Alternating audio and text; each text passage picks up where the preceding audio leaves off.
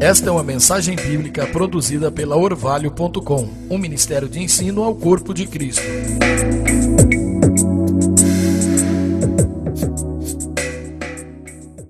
Eu quero que você abra a sua Bíblia no livro de Gênesis, no capítulo 40.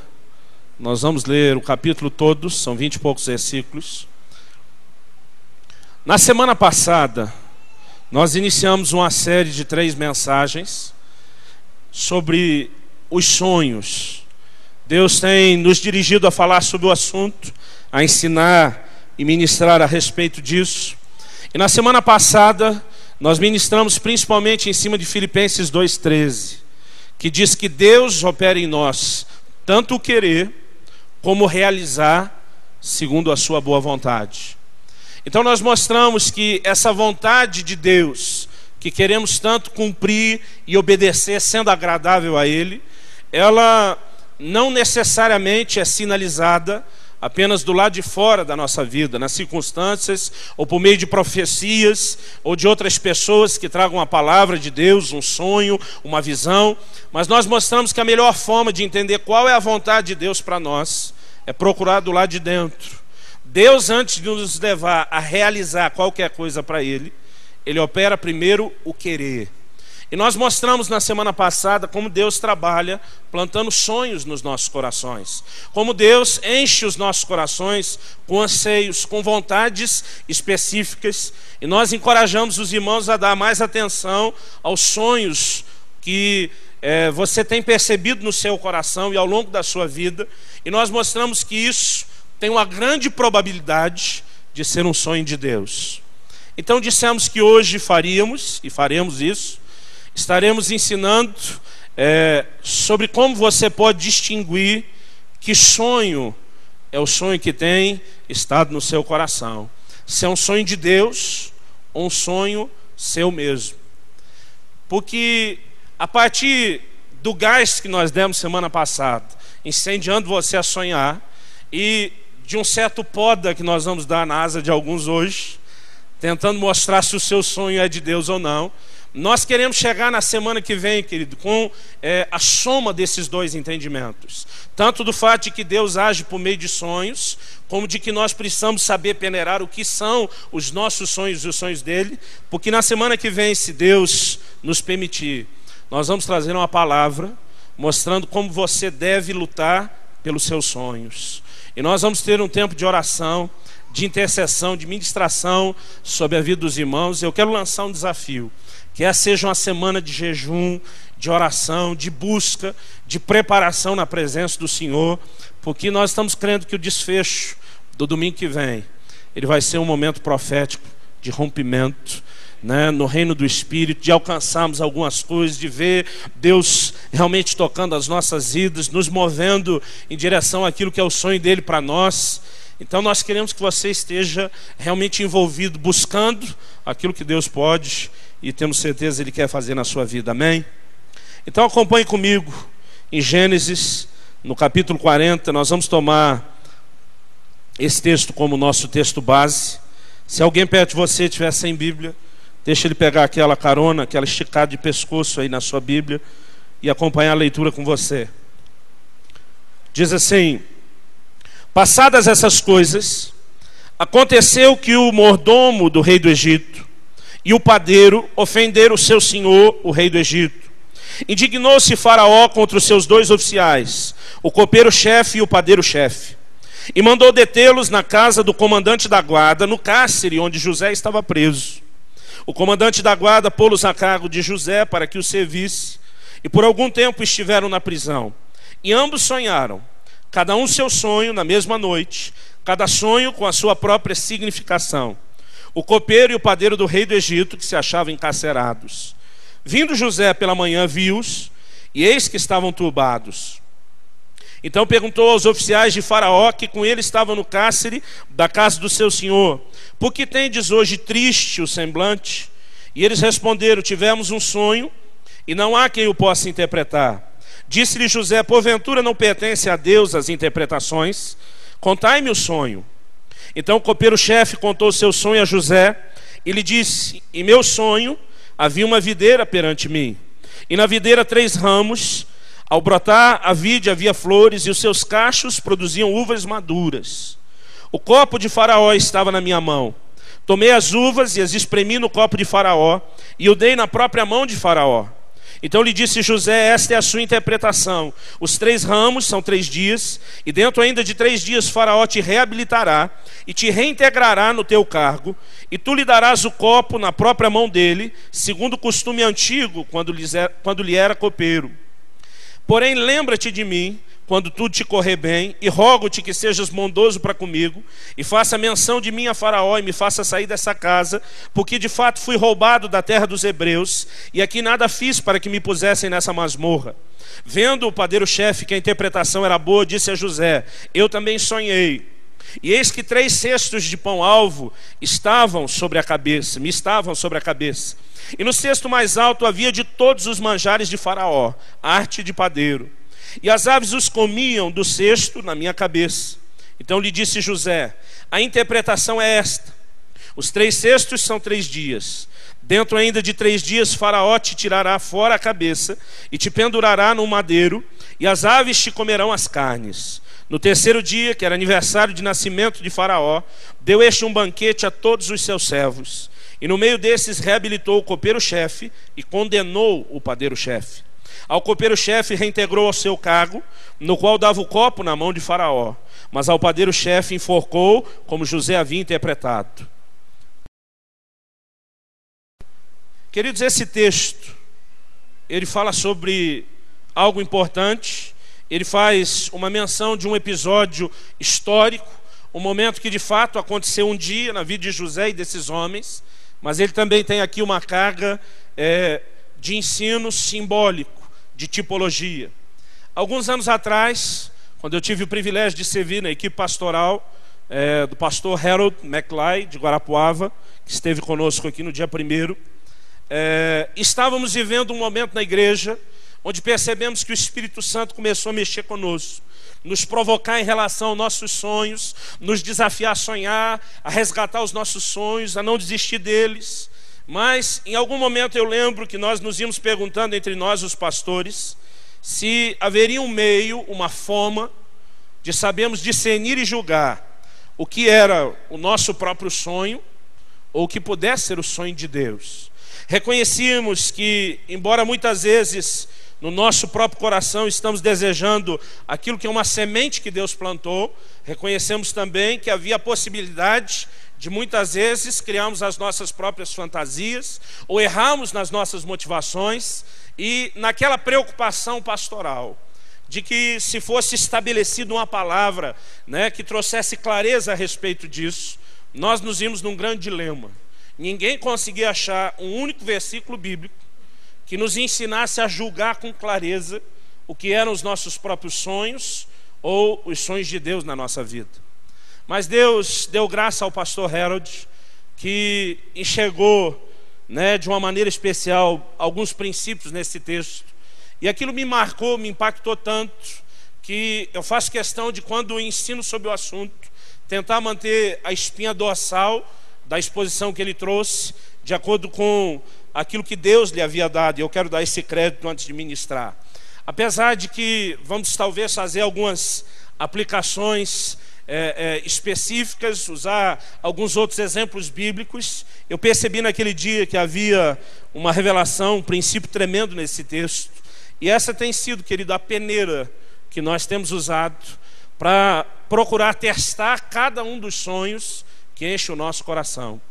E com a ajuda de Deus, eu quero tentar também te orientar a poder julgar e discernir na sua própria vida o que pode ser o sonho de Deus ou o seu próprio sonho. Nesse capítulo 40, nós vemos José, que era um sonhador. Falamos dele na semana passada, falaremos dele na semana que vem, se Deus o permitir. E nós vemos aqui José lidando com 2 homens que sonharam. O sonho que eles tiveram não é necessariamente o tipo de sonho que estamos falando. Nós estamos falando daquele sonho que você teve dormindo. Embora o sonho de Deus para a sua vida, o projeto de Deus, a vocação de Deus possa te ser transmitida dessa forma, ela não vem necessariamente ou somente dessa forma. Nós mostramos semana passada que quando falamos dos sonhos, estamos falando muito mais daqueles seus sonhos que você tem enquanto acordado. São dos desejos que enchem o seu coração, né? Dos seus anseios. E apesar desse texto basicamente falar do sonho que cada um teve uma noite, e disso ser uma revelação específica de Deus para cada um deles, interpretado por José, que se moveu de uma forma profética muito clara também, nós percebemos que há uma simbologia por trás desse ocorrido, que ela serve e se aplica muito bem àquilo que é o nosso objetivo hoje. Porque essa é a história, querido, de duas pessoas, e essa é a história de dois sonhos diferentes. O sonho de um o levou à vida, o sonho de outro o levou à morte e à destruição. E eu entendo que existem dois tipos de sonhos que podem encher o nosso coração em relação aos nossos projetos, e eu percebo que da mesma forma esses dois tipos de sonho ou podem nos levar à vida e à promoção em relação ao que Deus tem para nós, ou eles vão nos levar à morte e à destruição. E nós percebemos que, embora Deus estivesse falando com cada um, e Deus esteja usando figuras nesse sonho que diga respeito ao que cada um fazia, e Deus estivesse falando do que iria acontecer com cada um, as figuras que aparecem aqui, não acredito serem coincidência, elas são profundamente significativas. A própria revelação que Deus traz, eu não creio que fosse simplesmente Deus decidindo o que iria acontecer com cada um. Então Deus do céu olhando, dizendo: eu quero que esse seja promovido, eu quero que esse morra, então já vou dizer como vai ser. Eu acredito que Deus, na verdade, está falando aquilo que cada um era e aquilo que cada um tinha passado. Se nós formos observar as entrelinhas, nós vamos perceber que esses dois, o copeiro mor, ou como diz a minha versão, o copeiro-chefe, e o padeiro-mor, o padeiro-chefe, eles foram presos juntos. E eles são tirados da prisão, um para ser absolvido e outro para ser julgado junto. E o fato disso acontecer, né, tanto a prisão como depois o julgamento deles com os dois juntos, e de um ter sido inocentado enquanto o outro foi julgado, tudo nos leva a crer, o texto não é claro a respeito disso, mas que talvez se levantou uma suspeita envolvendo os dois.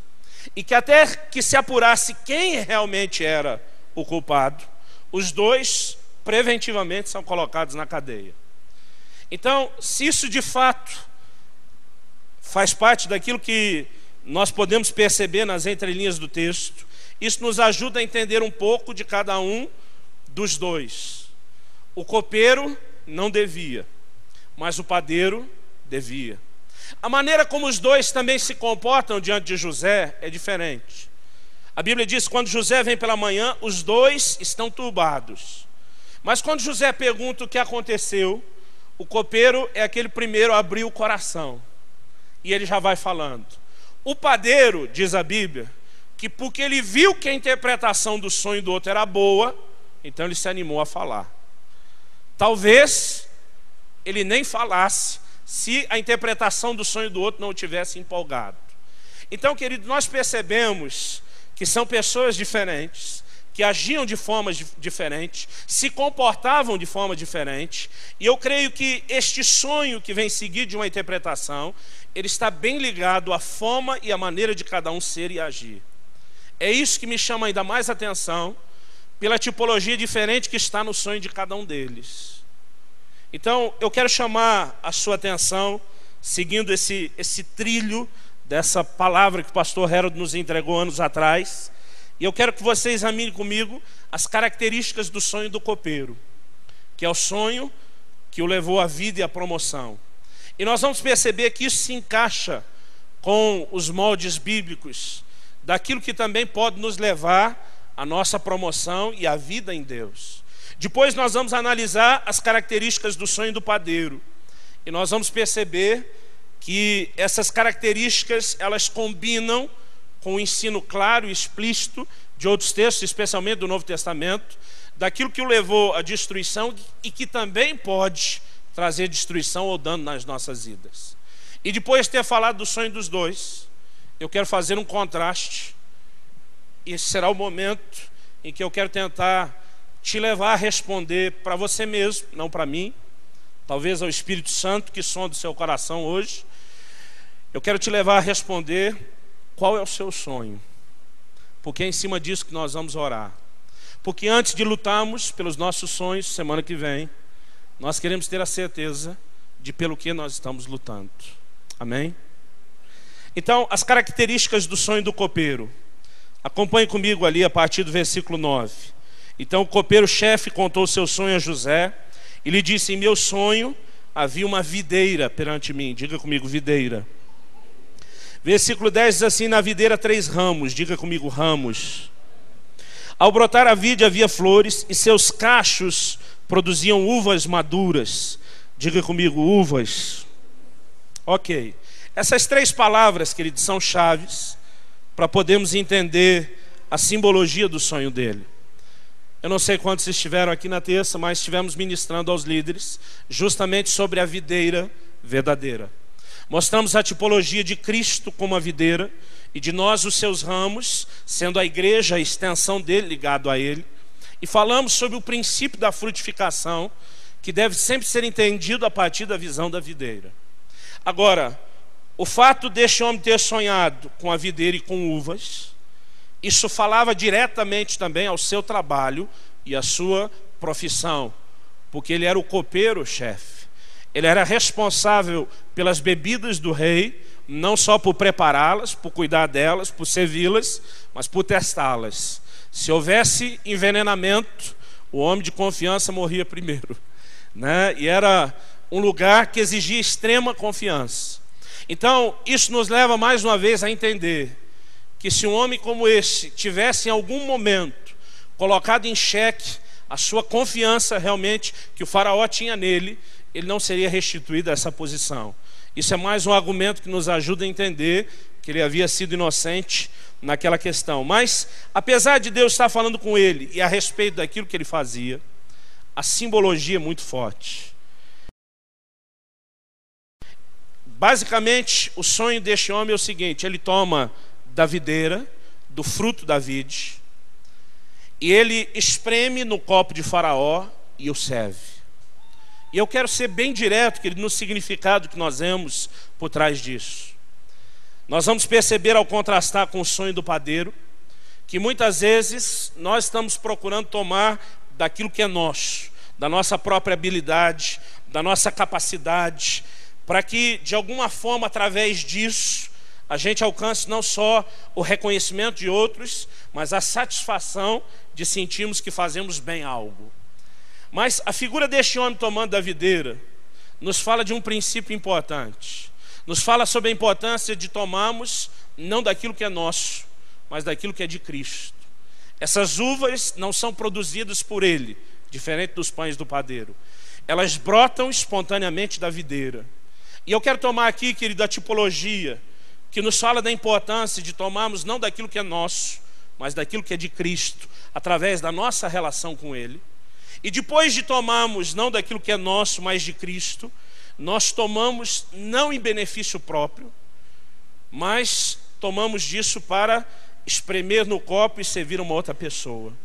Essa visão, ou esse tipo de sonho, fala daquilo que nós conseguimos em Deus, dos recursos que vêm dele, e de como nós usamos isso para servir aos outros, para servir as pessoas, e não usar em benefício próprio. Esse é basicamente o sonho do copeiro, né? Nos fala da videira com ramos e frutos, que, como dissemos, você está anotando ali em João 15, a partir do versículo 1, nos fala com clareza do Senhor Jesus, né? Da pessoa do Senhor Jesus e a nossa ligação com ele. Qual foi o resultado? Vida e promoção. Agora, qual é o sonho do padeiro? O sonho do padeiro é o oposto. Olhe comigo a partir do versículo 16. Vendo o padeiro-chefe que a interpretação era boa, disse a José: eu também sonhei, e eis que 3 cestos de pão-alvo me estavam sobre a cabeça. No cesto mais alto havia de todos os manjares de Faraó, arte de padeiro, e as aves os comiam do cesto na minha cabeça. Observe, querido, que aqui a Bíblia diz que era arte de padeiro. Os melhores pães, os melhores manjares. Isso fala daquilo que era fruto da habilidade, do esforço, da capacidade pessoal do padeiro. Ele não está tomando daquilo que é de Cristo. Ele toma do que é seu próprio. Normalmente a pessoa que quer usar aquilo que é seu próprio, suas habilidades, sua capacidade, consciente ou inconscientemente, ela pode ser levada ao segundo erro do padeiro. Você percebe no sonho que ele tem que aquilo reflete uma busca de reconhecimento. Irmão, imagina uma pessoa andando com 3 cestos na cabeça. Ganha da Carmen Miranda com aquela quitanda inteira que ela carregava na cabeça. Eu sei que ele também não é do meu tempo. Alguns estão me olhando com aquela cara de quem é Carmen Miranda, né? Há muitos anos atrás houve uma cantora brasileira que ganhou respeito no exterior porque ela se apresentava com aquela visão tropical, irmão, e tinha de tudo, de abacaxi, banana. Eu acho que só não tinha uma melancia pelo tamanho. Embora desde pequeno minha mãe me dizia muitas vezes: meu filho quer aparecer, pendura uma melancia no pescoço, põe a melancia na cabeça, né? Apesar da Carmen Miranda não trazer a melancia, nós sabemos o resultado que aquilo deu, a evidência que lhe proporcionou. E esses 3 cestos na cabeça do padeiro, especialmente por exibir, a Bíblia diz no versículo 16 que eram cestos de pão-alvo.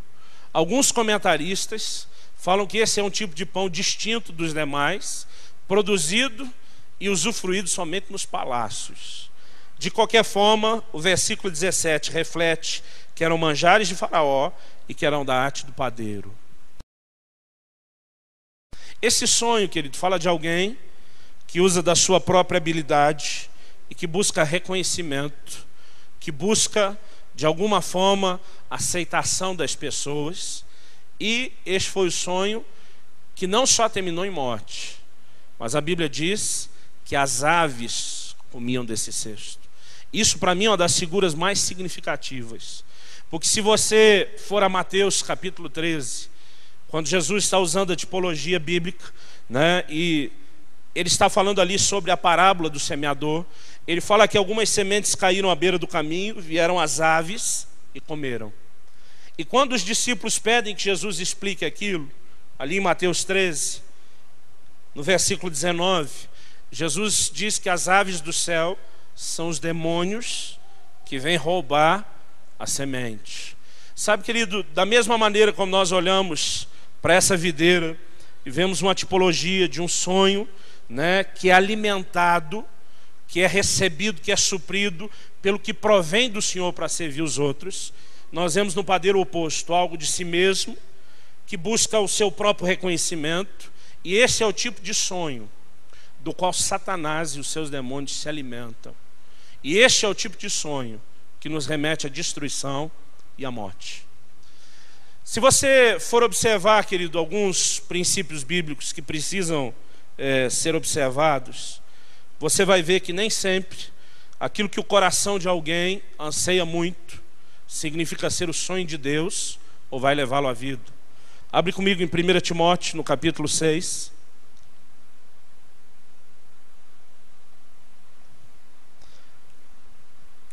Primeira epístola de Paulo a Timóteo, capítulo 6. Eu quero ler os versículos 9 e 10.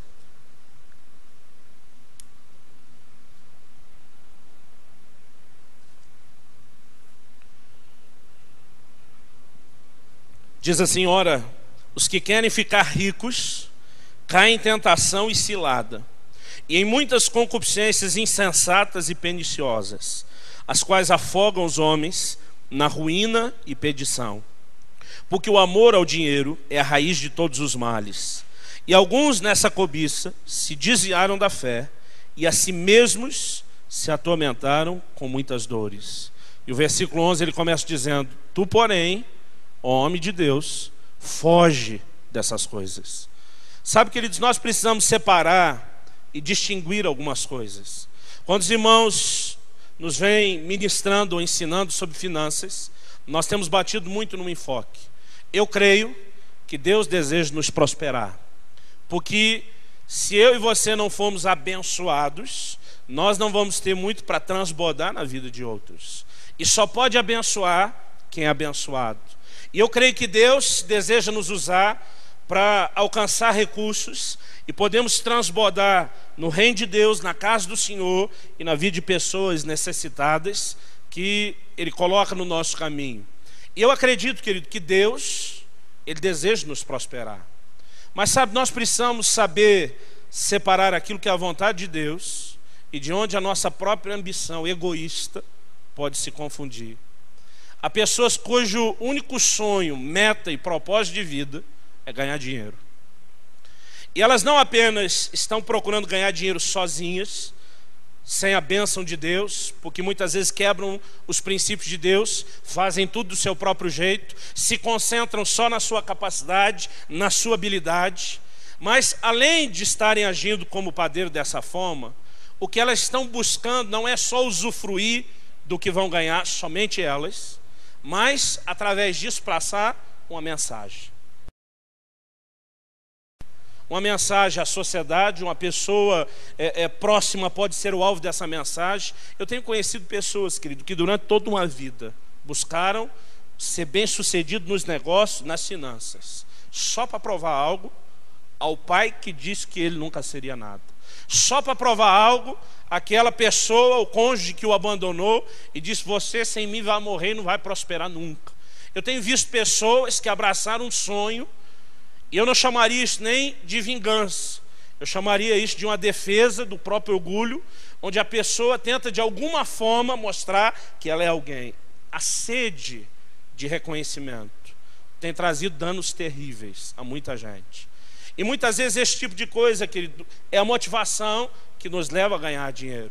A Bíblia não diz que o dinheiro em si é ruim. A Bíblia diz que o amor ao dinheiro é a raiz de todos os males. Eu creio que uma pessoa pode prosperar debaixo da bênção de Deus. Não é o esforço dela. Deuteronômio 8:18 mostra Deus dizendo que Ele daria ao povo de Israel o poder de adquirir riquezas. O Salmo 127 fala de edificar debaixo da bênção do Senhor. Se o Senhor não edificar a casa, em vão trabalham os que edificam. Se o Senhor não guardar a cidade, em vão vigia a sentinela. Então, nós precisamos separar isso. Há pessoas que sabem buscar em Deus a bênção do Senhor. E quando prosperam, entende que aquilo não é só para elas. Elas sabem transbordar no reino de Deus, elas sabem servir as pessoas, e elas estão buscando aquilo para de fato serem bênção. Isso se enquadra dentro de um sonho que leva à vida e à promoção. Agora, Paulo está falando aqui a Timóteo de pessoas que se afogaram na ruína e na perdição. Ele está falando de pessoas que a si mesmo se atormentaram com muitas dores e desviaram da fé. Por quê? O seu sonho tinha uma motivação errada. O seu sonho era um sonho errado. E querido, se nós passarmos a sonhar ou cultivar o sonho errado, nós podemos estar alimentando a nossa própria destruição. Pastor, será que é possível um crente sonhar errado? Sim, querido. O livro de Jeremias diz que o coração do homem é enganoso. Nós temos a capacidade de pregar peças em nós mesmos. No início do meu ministério eu gastava muito tempo orando, pedindo a Deus que respaldasse meu ministério com sinais, com prodígios, com milagres. Eu queria o mover de Deus a qualquer preço. E um dia Deus me perguntou: por que você quer isso? Eu sei que para Deus não adianta dar a resposta A ou B. Deus a gente não enrola. Muitas vezes a gente até acha que enrola, mas não enrolamos. Ele é onisciente, Ele conhece todas as coisas. E naquele momento, querido, eu queria ter podido dar uma resposta bonita. Eu quero servir as pessoas, eu realmente me importo com elas, é por causa delas que eu sacrifiquei minha própria vida. Mas eu falei: Senhor, nós dois sabemos que eu quero provar para todo mundo que não acreditou no meu ministério que eu sou um homem de Deus, e o Senhor precisa me ajudar. Sem você eu não provo nada. Sabe, querido, há momentos em que Deus quer descortinar o nosso próprio coração. Deus quer mostrar o que nós somos, o que nós estamos buscando. Por quê? Se nós não estamos procurando, naquele momento, a minha oração, eu estava buscando pelo cacho de uva que vem da vide. Mas o meu sonho era um misto de copeiro com padeiro. Eu não queria usar isso para servir as pessoas. Eu queria usar isso para o reconhecimento. E sabe, a importância de nós percebermos o sonho de cada um e o contraste deles é a maneira como nós vamos nos questionar. E eu quero começar a te fazer algumas perguntas. Quando você olha para aquilo que o seu coração sonha, quando você olha para aquilo que você mesmo aspira, você deve se fazer a pergunta: eu quero tomar e usar aquilo que é de Cristo, seja a sua vocação, o seu chamado, o seu propósito para a minha vida, as habilidades que vêm dele, pela intervenção dele, do que ele pode proporcionar na minha vida, ou eu quero tomar daquilo que é meu. Porque eu já mexi de cara, querido, no texto de 1 Timóteo 6. Porque é difícil você encontrar uma pessoa que nunca sonhou ser rico. Então, eu não estou falando só sobre aquilo que um dia você teve a vontade de ter. Qual é o seu sonho? Ah, pastor, um dia eu quero pular de paraquedas. Não, querido. Isso pode ser uma vontade que você tem, mas não é isso que move o seu coração noite e dia. Existem algumas coisas que realmente nos provocam. E como nós falamos semana passada, Deus opera em nós o querer e o realizar. Quando as pessoas me dizem, eu não sei o que fazer, eu normalmente pergunto, o que você tem vontade de fazer? Porque essa é uma área, um terreno onde Deus age. Agora, eu estou falando, querido, daquele tipo de vontade que permanece, né? Então são esses sonhos. Eu quero que você olhe e se pergunte, eu quero tomar e usar do que é de Cristo ou do que é meu próprio? Esse já é um bom filtro. Depois você deve se fazer a segunda pergunta. E sabe, querido, é muito importante, antes de passar a segunda, eu quero dar exemplos bíblicos. Quando você olha, vamos pegar um exemplo de alguém que foi a destruição, que falhou dentro do propósito de Deus. Deus usou de forma limitada, dentro do que pôde, mas fica claro no registro bíblico que esse homem falhou. Sansão.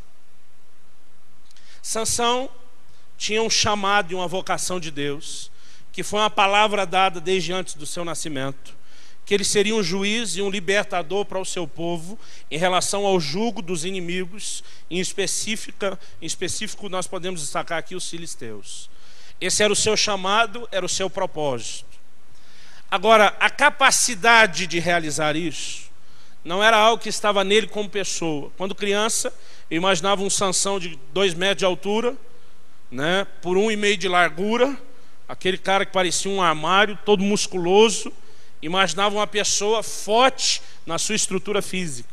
Querido, Sansão na sua estrutura física era como qualquer outra pessoa. Por isso que eles não entendiam o segredo da sua força. Aquilo não era uma força física. A habilidade não era dele, era algo que tinha vindo do Senhor.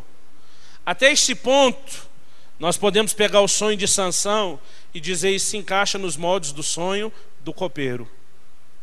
Mas quando Sansão responde a Dalila e outros que lhe perguntam sobre a sua força, ele nunca responde reconhecendo que aquilo era do Senhor. Ele sempre tenta apresentar aquilo de uma forma em que pareça que seja dele mesmo. A maneira como muitas vezes ele usou a unção do Senhor que estava sobre ele foi sempre em situações onde ele queria resolver os seus próprios problemas. Situações de brigas ou encrencas que ele mesmo tinha se metido, e foram os momentos onde ele usou aquele investimento de Deus, já não mais para servir o seu povo ou libertá-los do jugo dos filisteus, mas agora ele buscando o seu reconhecimento, a sua afirmação como líder, como juiz, como pessoa, como homem de Deus ou só como homem mesmo. E é nessa mudança, nessa distorção, que as coisas descambam na vida de Sansão. E de que maneira termina a sua vida e o seu ministério? Abortado de uma forma trágica, bem cedo, com Sansão ainda bem novo. A Bíblia, ironicamente, ainda ressalta que ele matou mais dos seus inimigos no dia da sua morte do que em vida. Ele não fez a diferença no nível em que deveria, porque aquilo que começa como um sonho correto plantado por Deus, e deixou que se corrompesse.